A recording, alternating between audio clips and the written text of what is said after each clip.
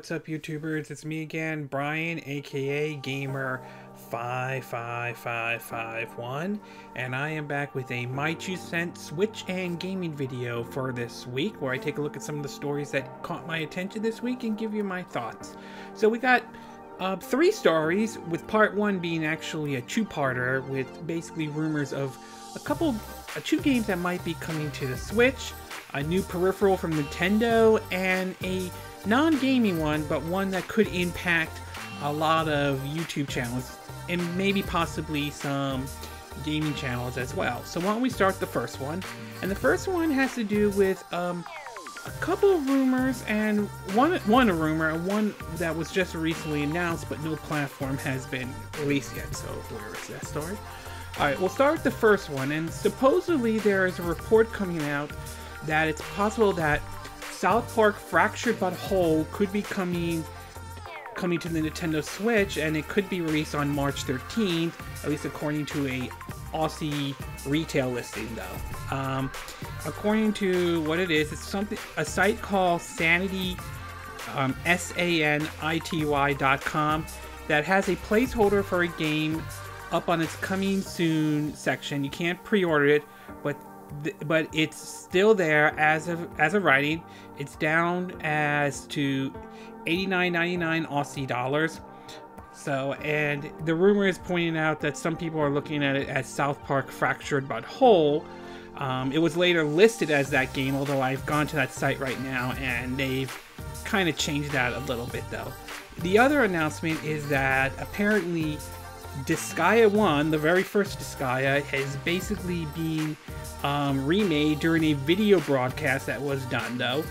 They revealed that the remake of the first Disgaea is in the works.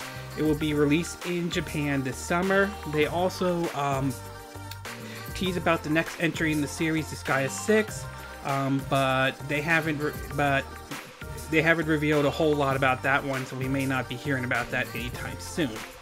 As far as these two go, assuming the rumors of South Park Fractured But Whole are true, assuming that it is true though, I personally would be down with that. I mean, I have been playing a little bit of the game on the PS4 though. That's a game I'm planning to do a review of. Not yet, but I will be getting to that one though.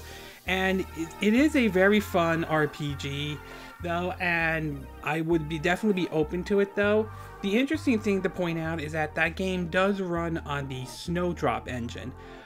This is the same engine that supposedly was used in the game Tom Clancy's The Division that was released on the Xbox One and PS4, and it was also used in the Switch exclusive Mario + Rabbids Kingdom Battle that came out last year on the Nintendo Switch. So technically speaking, since it uses that engine though, it does open the door to the possibility that they could port the game over to the Nintendo Switch. Not to mention, it doesn't look like a graphically demanding game, unless I'm missing something out there though. If that game does come to the Nintendo Switch though, if that does happen, I not only would be down with it, but I do hope they bring the Stick of Truth as well. That would be great to have both the Stick of Truth and Fractured But Whole to play on the go on your Nintendo Switch. As for Disgaea 1, it's very encouraging and nice that they're remaking that game though. I think it was released back in 2003 and then was later, excuse me, ported over to the PSP. As far as what systems are bringing it in, although they haven't announced anything, my guess is the most likelihood is that the PS4 is probably the pick, and I do believe that it is possible they'll bring it to the Switch. After all, recently they said Disgaea 5 Complete actually did very well on the Nintendo Switch for them. According to them, they said it sold like about 200,000 copies worldwide though, maybe more though, so obviously there's a good chance that game could come to the Nintendo Switch. If that happens, I certainly would be down with it as well. And hopefully they'll remake maybe 2, 3, and 4 and bring that over to the Switch as well. And maybe they'll remake that to the PS4, but we'll have to wait and see. But overall, while none of these titles has been confirmed yet for either the Switch or the remake of Disgaea for the PS4 or anything like that, I would definitely be down with these titles being made. I would definitely like to see both of these titles come to the Nintendo Switch. Here's to hoping it does happen. Here's to hoping that March 13 rumor about South Park Fractured But Whole comes to the Switch turned out to be true. Not 100% sure, but we'll have to wait until we hear official confirmation from either Nintendo or Ubisoft. But either way, here's to hoping that both of those titles do come to the Nintendo Switch for that matter. So we'll have to wait and see, but fingers crossed on that one.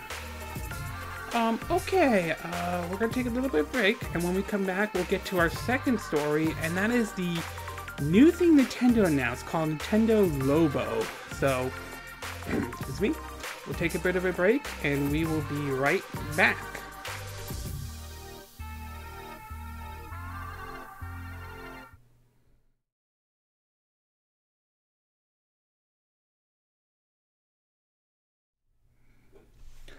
Okay, and we are back with part 2 of our video, and for this week we're going to be taking a look at probably one of the oddest announcements Nintendo has made. So as far as most of you are aware, I believe it was on Wednesday they did this, or Thursday, I forgot, so apologize in advance. They put out something that is going to be targeted towards kids and kids at heart. And they offered up the first trailer, which is basically something called Nintendo Labos.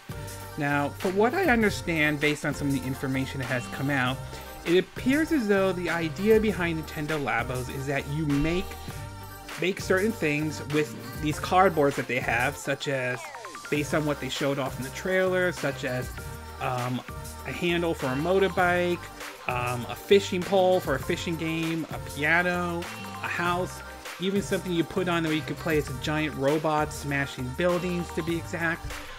Basically, the whole idea is that it's cardboard where the Switch interacts with it, though. And basically what you do is you assemble these together, though. The target for this seems to be aimed towards, like, families and kids, for example, although it'll be interesting to see if adults get into this as well. I have to say, when I first saw this, I kind of was scratching my head a little bit, but then I started to see more and read more about it, and I have to say, well, I'm not hugely interested in it, though. I do think it's kind of an interesting idea nevertheless, though. This idea of this whole interactive, like this whole new concept of a toy for life thing, very different than how it is with stuff like the Amiibos and all that stuff.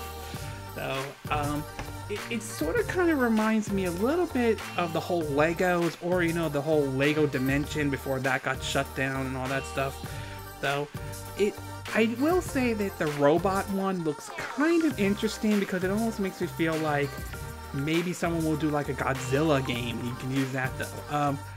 The fishing rod and the piano is also interesting because I'm very curious to see how this all works with the cardboard and the Switch in general, though. I mean, I will admit it's sort of the most left field idea to come out, though, but at the same time, it's just the most interesting one. Right now, they're supposedly, if I could get it up here, they're supposedly going to be 2 packs at the moment, though. Let me see. I'm at the website, so let me take a look right here. Basically, there's going to be 2. They're referring to them as toy cons, and they're going to be 2 kits, at least for now. Both of them are set to be released on April 20th, 2018. Both kits will include the Nintendo Switch software, obviously the Toy-Con software.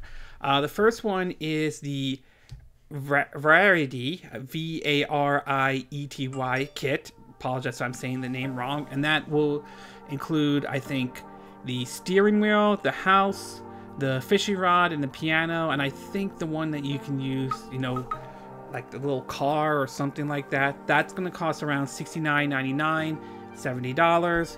And then we have the one that's the robot one that's for $79.99. That's $80. Both are available for pre-orders right now, though. I still have to say it's both interesting, but I'm also have some concerns about it. One is, you know, the longevity. Like, how long is this going to keep people interested in it? Will keep kids very interested in it as well.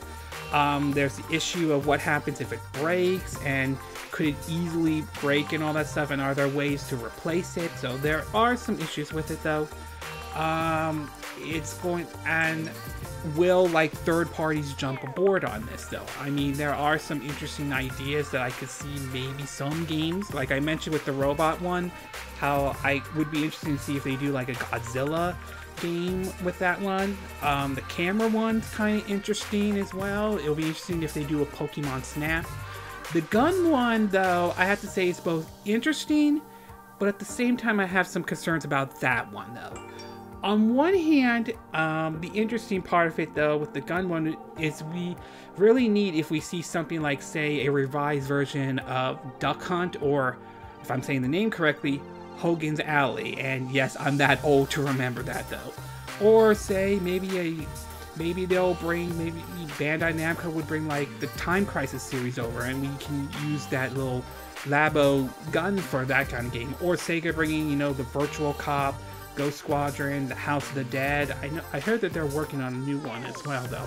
So it opens that interesting idea, and yet at the same time with the gun one, I'm kind of a little worried, and I don't want to be the party pooper or that kind of a person, but on the other hand, what worries me is getting into the wrong hands and someone using it in the kind of situations have we seen where some people have used, you know, toy guns in an inappropriate situation and the end results don't always go very well though.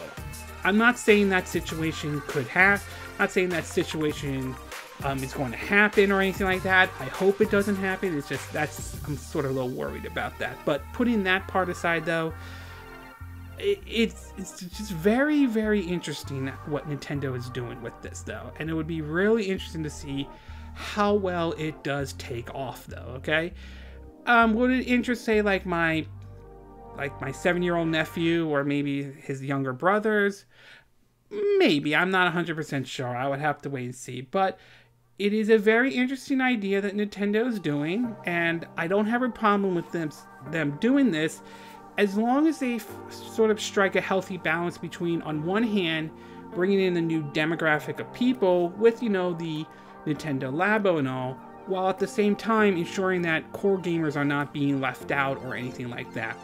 It's one of the issues that the Wii did have. It was a successful system, but we also ran into those problems as well. So we'll have to wait and see how this plays out. Hopefully hopefully it does well, and hopefully maybe it will click with audiences though. But we'll find out on April 20th if it becomes a success or not. And as of right now, apparently their stock has gone up because of this, so obviously there is a lot of positive buzz going with this for the moment, but we'll have to wait and see how it is how it is though.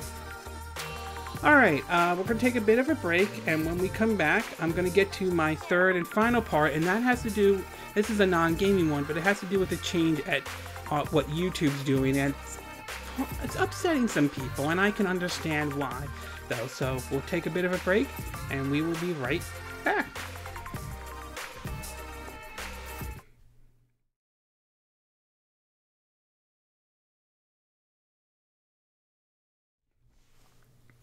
Okay, and we are back with the third and final part of our My 2 Cents video for this week. And for this one, this has to do with a policy change YouTube has recently done, and so far, not everyone is pleased with it though. Alright, so some of it has to do with the change with a lot of what happened in 2017 and also, why don't I get the article out here. This is coming from their Google blog from YouTube creators though. It points out that back in 2017, we set a YouTube partnership eligible requirement of 10,000 lifetime views. While that threshold provided more information to determine whether a channel follows our community guidelines and policies, it's been clear over the last few months we need a higher standard. Starting today, we're changing the eligible requirement for monetization to 4,000 hours of watch times within the past 12 months. The past 12 months and 1,000 subscribers. We arrived at these new thresholds after thoroughly analyzing and conversations with creators like you. They will allow us to significantly improve our ability to identify creators who contribute positively to the community and help drive more ad revenues to them and away from bad actors. These high standards will also help us prevent potential inappropriate videos from monetizing videos, which can hurt revenue for everyone. On February 28, 2018, we will also implement these thresholds across existing channels on the platform to allow for a 30-day grace period. On this day, channels with fewer than 1,000 subscribers, 1,000 subs, or 4,000 watch times will no longer be able to earn money on YouTube. When they reach that 1,000 subs and 4,000 watch time hours, they will automatically reevaluate under strict criteria to ensure that they comply with our policy. New channels will need to apply, and their applications will be evaluated when they hit these milestones. Now, I'm kind of mixed on this announcement that YouTube has done. I mean, just recently I got an email from them saying that if I don't meet these thresholds, I won't be able to monetize my videos and all that stuff. And on one hand, I can understand why they're doing this, but on the other hand, I have issues with this, though. I understand that there are advertisers who don't want their they don't want their products to be advertised on channels that are known for just shock values, ranging from, there was a report last year, the whole YouTube apocalypse, where some of their advertising were appearing on, excuse me, like terrorist channels, to the whole recent Logan Paul incident, which, while I'm not saying these two are connected, not saying this and this new policy that YouTube's put out is connected, it does kind of give the impression that it is, though. I mean, I can understand that they don't want their products associated with those that attract controversy and what that could do to their product. So I can understand that too on one hand, but at the same time, I feel like this is also punishing not only smaller channels, but punishing people that really shouldn't be punished for the actions because of a couple bad apples out there. So I do think it's a little bit unfair, and I can kind of sympathize with them, though. I mean, after all, I have a small channel, though. As of right now, where I stand, I have only like 102 subscribers at this moment, though. I would like to see it grow, but that takes time. That takes time, obviously, no matter what. So I just feel like, to some extent, they're kind of being thrown under the bus over this policy, though, and I'm just very mixed about this whole situation. I think a lot of this has to do with, you know, like I said, with the Logan Paul thing, but also with the PewDiePie controversy as well. It just feels as though that this is going to hurt some channels, though, and other people may be looking at other platforms to go to, like they could try Dailymotion, to even upload videos on Facebook on that, though. Plus, there's the whole rumor about Amazon doing their own YouTube style called Amazon Tube, which, if true, if that turns out to be true, and that becomes a success, I think you're going to see some people who may not like what YouTube's doing and may choose to go over there. And I think that's the thing I worry about this, because while YouTube, while I still enjoy doing YouTube videos and all that stuff, I can see why some people may have issues with this new policy.